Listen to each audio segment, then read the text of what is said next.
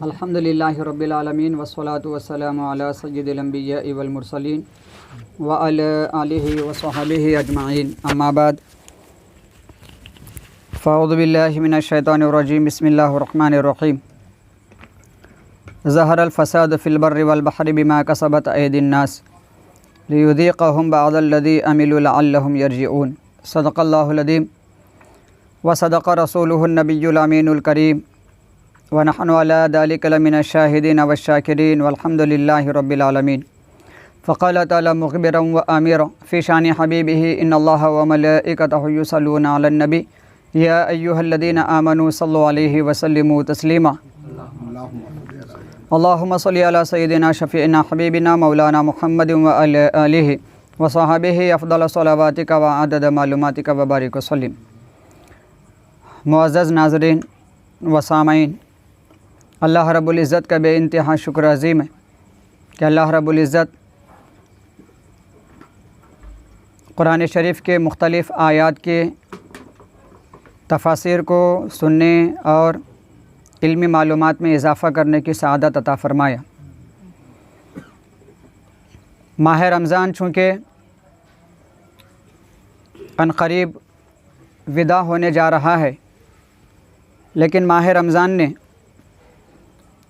اس کی پیروی کرنے والوں کے لیے، اس کا احترام بجا لانے والوں کے لیے تقوی پرہیزگاری کا ایک عظیم سرمایہ عطا فرمایا، کیونکہ اللہ پاک نے روزے کے اہم مقصد کو بیان فرمایا، لعلکم تتقون۔ روزے فرض کر دیے گئے تاکہ تقوی پرہیزگاری حاصل ہو جائے۔ تقوی پرہیزگاری کہتے ہیں ممنوعات شرعیہ سے رکے رہنا اور احکامات شرعیہ کو ادا کرنا، یعنی شریعت نے جن چیزوں سے رکنے کا حکم دیا ان سے رکنا، اور شریعت نے جن احکامات کو ادا کرنے کا حکم دیا ان کو ادا کرنا، اس کا نام تقوی پرہیزگاری ہے۔ اور ماہ رمضان نے یہی چیز اس کے پیروکاروں کو عطا فرمایا کہ کن چیزوں کو کرنا ہے ان کو کیا گیا اور کن سے رکنا تھا ان سے رکایا گیا۔ تو ماہ رمضان کا بھرپور فائدہ تقوی پرہیزگاری کا پیکر وہی بن سکتا ہے جو گناہوں سے اپنے آپ کو روکے اور نیک اعمال پر اپنے آپ کو قائم رکھے، اس لیے کہ نیکی کا بھی اثر ظاہر ہوتا ہے اور بدی کا بھی اثر ظاہر ہوتا ہے۔ اس لیے اللہ تعالیٰ نے قرآن پاک میں اس کا ذکر کرتے ہوئے ارشاد فرمایا، ظہر الفساد فی البر والبحر بما کسبت ایدی الناس۔ اللہ پاک نے فرمایا سورہ روم کی آیت نمبر 41 میں، فساد سمندر میں اور خشکی میں ظاہر ہوا جو کچھ لوگوں کے ہاتھوں نے کمایا۔ اللہ تعالیٰ نے چاہا کہ ان کے بعض لوگوں کو اس کا مزہ چکھا دے جو کچھ انہوں نے عمل کیا، لعلہم یرجعون، تاکہ وہ لوٹنے والے ہیں۔ تو اس آیت شریفہ میں اللہ تعالیٰ نے فساد کے اثر کو ظاہر ہونے کا ذکر فرمایا کہ جس طریقے سے نیکی اپنا اثر ظاہر کرتی ہے اسی طریقے سے گناہ اپنا اثر ظاہر کرتا ہے۔ فساد کا مطلب جہاں پر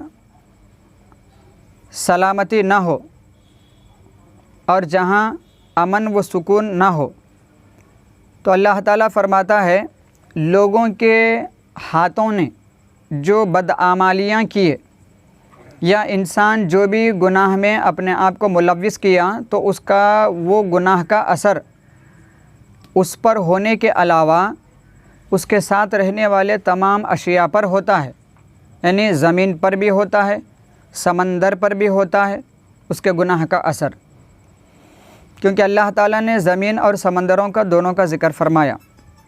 اب اس کا اثر کیسے ہوتا ہے؟ حدیث شریف کے ذریعے سے اور دیگر روایات کے ذریعے سے آپ کی خدمت میں رکھ دوں کہ برائی کا اثر کیسے ہوتا ہے۔ لوگ چار طرح کے ہیں۔ ایک قسم وہ ہے لوگوں کی جو اطاعت میں اپنی زندگی کو قائم رکھتے ہوئے برائی سے اپنے آپ کو مکمل طور پر محفوظ فرما لیے، وہ انبیاء علیہمُ ہیں، صلحاء ہیں، اولیاء اکرام ہیں، جو گناہوں سے محفوظ ہیں اور معصوم ہیں۔ تو یہ مکمل اطاعت میں ہیں، گناہوں سے محفوظ ہیں۔ دوسرا فریق وہ ہے، لوگوں میں دوسری قسم وہ لوگ ہیں جو مکمل اللہ کی نافرمانی میں زندگی گزار دیے اور نیکی سے کوئی ان کا تعلق نہیں۔ یہ فریق مکمل طور پر ابلیس کے طریقہ کار پر ہے۔ تیسرا فریق نیکی کرتے ہوئے گناہوں پر بھی اپنے آپ کو قائم رکھا ہوا ہے، یعنی ایک طرف نیکی ہو رہی ہے تو ایک طرف گناہ بھی ہو رہے ہیں۔ یہ تیسرا فریق ہے۔ لوگوں کی چوتھی قسم نیکی کم کرتی ہوئے گناہوں سے مکمل طور پر بچنے کی کوشش کر رہی ہے، تو یہ چوتھی قسم ہے۔ تو بات کے تیسری اور چوتھی قسم میں ایک جگہ نیکی بھی ہو رہی ہے، گناہ بھی ہو رہا ہے، ایک جگہ نیکی کم ہو رہی ہے لیکن گناہوں سے زیادہ بچا جا رہا ہے۔ تو ان دونوں میں بہتر وہ ہے جو کم نیکی کرتے ہوئے زیادہ گناہوں سے اپنے آپ کو بچا رہا ہے، کیونکہ اللہ کے حبیب صلی اللہ علیہ وسلم نے فرمایا، حضرت ابو ہریرہ رضی اللہ تعالیٰ عنہ نے عرض کیا، ترمذی شریف کی روایت ہے، یا رسول اللہ آپ مجھے کچھ نصیحت فرمائیے۔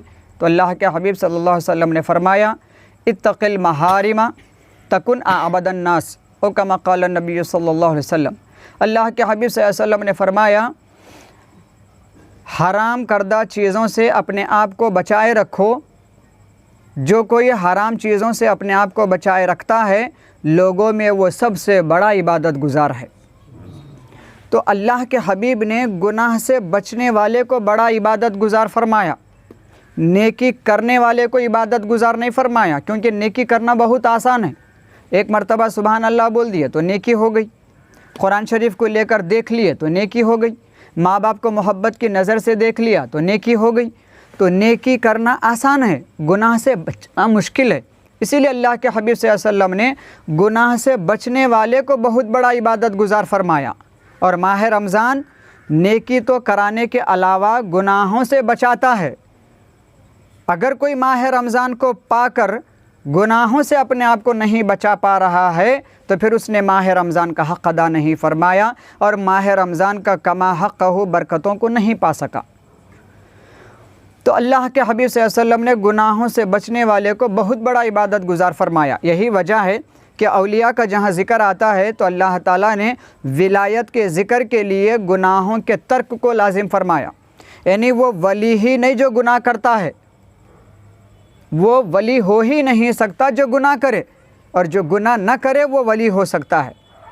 اسی لیے اللہ نے قرآن پاک میں فرمایا، ان اولیاءہ الا المتقون، اللہ تعالیٰ فرماتا ہے اللہ کے دوست تقوی پرہیزگار ہی ہو سکتے ہیں۔ تو تقوی پرہیزگار جو ہیں وہ اللہ کے دوست ہیں، اور جو گناہ بھی کرے نیکی بھی کرے دونوں چیزیں پائی جاتی ہیں تو پھر وہ ولی نہیں ہو سکتا۔ نیکی پر قائم رہتے ہوئے گناہوں سے اپنے آپ کو محفوظ جو رکھتا ہے وہ ولی ہوا کرتا ہے۔ تو معلوم ہوا کہ گناہ کا بھی اثر ہوتا ہے، نیکی کا بھی اثر ہوتا ہے۔ تو ہر مومن کو چاہیے کہ وہ نیکی کے اثر کو اپنے اندر داخل کر کے گناہوں سے اپنے آپ کو گریز کرے، تاکہ گناہ کا اثر نہ اپنے دل پر ہو، نہ اپنی روزی پر ہو، نہ اپنی زندگی میں ہو۔ کیونکہ گناہ کے اثرات کے متعلق اللہ کے حبیب صلی اللہ علیہ وسلم نے فرمایا، جب آدمی کوئی گناہ کر لیتا ہے تو اس کی روزی کی برکت ختم کر دی جاتی ہے۔ چنانچہ ابن حبان کی روایت ہے، ابن ماجہ اور دیگر احادیث کے کتابوں میں روایت موجود ہے کہ اللہ کے حبیب صلی اللہ علیہ وسلم نے فرمایا، ان الرجل، بے شک آدمی، لا یحرم الرزق، ضرور بضرور رزق سے محروم کر دیا جاتا ہے۔ بے شک آدمی رزق سے محروم کر دیا جاتا ہے۔ کیوں؟ آگے بیان فرمایا گیا، بالذنب الذی یصیبہ، اس گناہ کی وجہ سے جس کو اس نے کیا۔ تو آدمی جو بھی گناہ کرتا ہے اس گناہ کی وجہ سے اللہ تعالیٰ اس کی روزی کی برکت سے اس کو محروم فرما دیتا ہے۔ تو معلوم ہوا کہ ایک گناہ سے جب اس کی روزی میں برکت ختم ہو رہی ہے تو دن بھر وہ کئی گناہ کر رہا ہے تو پھر روزی میں کہاں سے برکت ہو سکتی ہے؟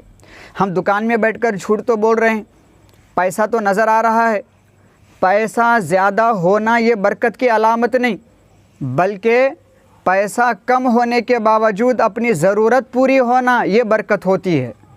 زیادہ پیسہ ہونا برکت نہیں، کم پیسوں میں اپنی ضرورت جو رب تعالیٰ پوری فرماتا ہے اس کو برکت کہتے ہیں۔ زیادہ پیسہ آتا بھی ہے جھوٹ کے ذریعے سے تو ویسا ہی چلے بھی جاتا ہے۔ تو اللہ کے حبیب نے فرمایا آدمی جب گناہ کرتا ہے تو اس ایک گناہ کی وجہ سے اس کا اثر ایسا ہوتا ہے کہ اس کی روزی کی برکت ختم ہو جاتی ہے۔ جب ایک گناہ سے روزی میں برکت ختم ہو رہی ہے تو دن بھر کئی گناہ ہو رہے ہیں، تو اندازہ فرمائیے کہ کتنی روزی کی برکت ہم سے ختم ہو رہی ہے۔ تو گناہ کا اثر ضرور ہوتا ہے، کبھی دل پہ ہوتا ہے، کبھی زندگی پر ہوتا ہے، کبھی روزی پہ ہوتا ہے، کبھی اولاد پہ ہوتا ہے۔ ماں باپ گناہ کرنے سے اس کا اثر اولاد پہ ہوتا ہے۔ تو ہر کسی کو چاہیے کہ اپنے آپ کو گناہ سے بچائیں، جتنا ہو سکے گناہ سے اپنے آپ کو روکنے کی کوشش کریں۔ نیکی کرنا آسان ہے، گناہ سے بچنا مشکل ہے۔ رمضان گناہ سے بچانے کے لیے آیا، ورنہ تو نیکی کرنے کے لیے 11 مہینے تو موجود تھے، لیکن رمضان دینے کا مقصد گناہ سے بچانا تھا، تقوی پرہیزگاری کو عطا فرمانا تھا۔ تو آدمی جب گناہ سے بچ جاتا ہے تو روزی میں برکت ہوتی ہے۔ اس کی مثال ابن زیاد یا زیاد، جب اس کا زمانہ پایا گیا تو اس کے زمانے میں ایک گڑھے کے اندر ایک دانہ نظر آنے لگا۔ وہ دانہ لہسن کے برابر تھا، ایک اناج کا دانہ، چاہے وہ چاول کا دانہ ہو یا گیہوں کا دانہ ہو، وہ ایک گڑھے میں جب پایا گیا، ابن زیاد کا زمانہ تھا، جب پایا گیا تو وہ دانہ جب نکال کر ہاتھ میں لیا گیا تو وہ دانہ لہسن کے برابر تھا، اتنا بڑا تھا دانہ۔ تو اس دانے پر لکھا ہوا تھا یہ اس زمانے کا دانہ ہے جس زمانے میں عدل انصاف پایا جاتا تھا۔ تو جس زمانے میں عدل انصاف تھا تو اللہ اس زمانے میں اتنی برکت دے دیا کہ دانہ بھی لہسن کے برابر ہوا کرتا تھا۔ تو زمانے میں بادشاہ، یعنی زمانے کا جو بادشاہ ہوتا ہے وہ جتنا پابند ہوتا ہے، جتنا تقوی پرہیزگار ہوتا ہے، اس کا اثر روزی پر ہوتی ہے، اس کا اثر اس کے رعایا پر ہوتا ہے، اس کا اثر اس کے قوم کو حاصل ہوتا ہے۔ تو اس لیے بادشاہ نیکوکار ہونا ضروری ہے۔ ایسے ہی گھر کا بڑا آدمی جتنا نیکوکار ہوگا اس کا اثر اس کی اولاد پر ہوگا، اس کا اثر اس کی بیوی پر ہوگا، اس کا اثر اس کے خاندان پر ہوگا۔ تو اس لیے گھر کے بڑے جتنے نیک ہوں گے گھر کا ماحول اتنا نیک بنتا رہیں گا۔ تو اللہ کے حبیب صلی اللہ علیہ وسلم نے نیکی کرنے کے علاوہ گناہ سے بچنے والے کو سب سے بڑا عبادت گزار فرمایا ہے۔ تو معزز سامعین، آخری ایک روایت بتا کر اپنی بات کو سمیٹ لیتا ہوں۔ حضرت ابن عباس رضی اللہ تعالیٰ عنہ ایک روایت نقل فرمائے ہیں، آدمی کے اندر، یعنی جب بادشاہ کے اندر بدنیتی آ جاتی ہے تو اس کا اثر اس کے قوم پر اثر اس کا پڑنے لگتا ہے۔ چنانچہ ایک علاقے میں ایک بادشاہ تھا اور اس کی عادت یہ تھی کہ وہ جب بھی اپنے قوم میں جاتا تو ایک اپنے بھیس کو بدل کر، اپنے حالات کو بدل کر اپنے قوم میں جاتا تاکہ قوم کی حالت کو معلوم کر سکے کہ میری قوم کس حالت میں زندگی گزار رہی ہے، ان کو کیا ضرورت ہے، انہیں کیا چیز کی حاجت دور کرنا ہے۔ ان ساری چیزوں کو جاننے کے لیے بادشاہ خود ایک عام آدمی کا لباس پہنے ہوئے اور اپنے شکل و صورت کو تبدیل کرتے ہوئے قوم کے درمیان میں جا کر حالات کو جانتا ہے۔ ایک مرتبہ ایسا ہوا کہ وہ ایک کاشتکاری کرنے والے کسان کے پاس گیا۔ جب اس نے ایک کسان کے پاس گیا تو وہ اس سے کہنے لگا کہ مجھے کچھ پینے کے لیے دودھ دیجیے۔ چنانچہ جب وہ کسان اپنی گائے کا دودھ نکالا تو وہ ایک گائے 30 گائیوں کا دودھ دینے والی تھی۔ گائے ایک تھی لیکن 30 گائیوں کا دودھ دیتی تھی۔ جب اس نے دودھ دوہ کر لا کر بادشاہ کو دیا تو بادشاہ پیا کہ اس میں مٹھاس بھی زیادہ تھی، گاڑھا پن بھی زیادہ تھا دودھ میں، اور دودھ کی کثرت کی فراوانی تھی۔ جیسے ہی اس نے یہ چیز کو دیکھا تو دل میں نیت بدل گئی اور اس نے ارادہ کر لیا کہ اس گائے کو میں اپنے قبضے میں لے لوں، اس گائے کو میں اپنے قبضے میں لے لوں۔ تو جیسے ہی اس نے اپنے ظلم کرنے کا ارادہ کر لیا، دوسرے دن جب دودھ دیا گیا تو وہ بھینس دودھ 30 بھینسوں کے مطابق نہیں دی بلکہ ایک بھینس کا دودھ ہی اس کو دینے لگی۔